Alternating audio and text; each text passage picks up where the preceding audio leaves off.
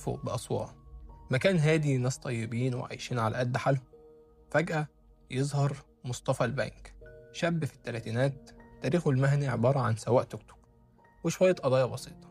لكن فجأة مصطفى قرر يغير القرار بتاعه، قرر يبقى البنك. بدأ بفكرة شيطانية، وهي تجارة المواشي.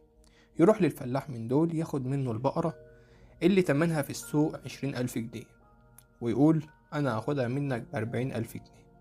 الفلاح يتبسط وعينه تلمع، ويا ابوي ازاي؟ فمصطفى يرد بثقة، أنا عندي مزارع كبيرة وبورد للحكومة، بس هتاخد فلوسك كاش بعد 21 يوم. في الأول الناس قالت عليه مجنون، لكن لما أول 10 فلاحين خدوا الضعف فعلا في الميعاد، القرية كلها اتهزت. الخبر انتشر في المراكز المجاورة زي النار في الهشيم. الحقوا يا جماعة، الحقوا يا خلق، ده في واحد هنا مجنون بيوزع فلوس على الناس. مصطفى ما كانش نصاب عادي، ده كان براند. هتقولي براند؟ أقول لك براند. بدأ يلبس الجلابية